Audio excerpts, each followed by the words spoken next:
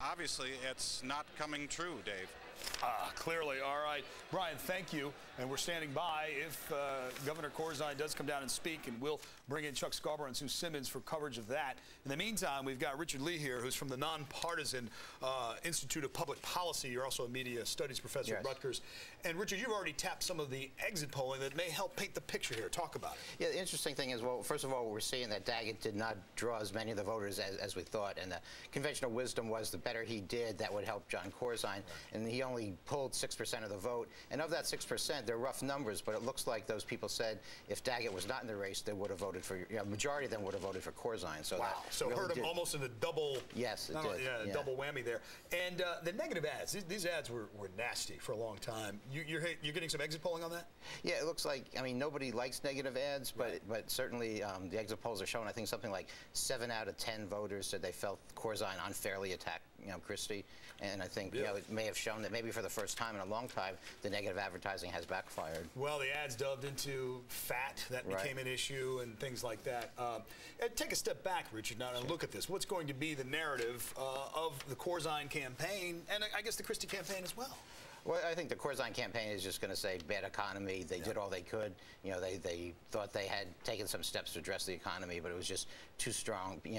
People felt too strongly about the economic woes that they were experiencing, kitchen table issues. And Christie people are going to say, people wanted a change, and I think, they're probably correct in that people, could not go back and pull the lever for John Corzine, that they wanted to give somebody else a chance. And we should point out, Richard, that Chris Christie will inheret a tough budget situation. Correct, property taxes are staggering there. Projected deficit here, looking at the Star Ledger, of $8 billion. So, I mean, he's going to have a full plate. Bring us up to speed on what happens with the state assembly in New Jersey. Well, it looks like he's going to be, dealing with a Democratic legislature. The Democrats had a pretty comfortable majority in the assembly. I haven't seen the numbers, but there wasn't expected to be too much of a change. So he's going to have to, he's going to have to work with the Democrats in the legislature, in both the Senate and the Assembly. As a professor, you'll like this tidbit handed to me. With Chris Christie projected to win the race, this will be the 6th consecutive time that the party that won the White House ended up losing the New Jersey governor's race the following year. So since 1980, the party controlling the White House has lost New Jersey's gubernatorial contest.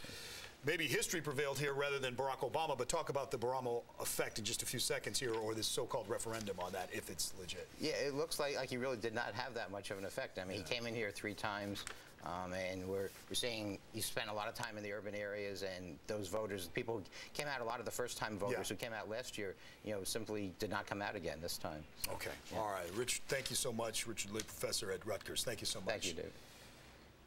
We're going to Bill Thompson's headquarters, is that correct? Not just waiting now. Sarah Mill is in our booth. Disregard, we're not going to do that, folks. An ongoing live event. We are standing by to get a speech from Governor Corzine. We'll join Chuck and Sue for that. In the meantime, stay with us. We'll be back after a break.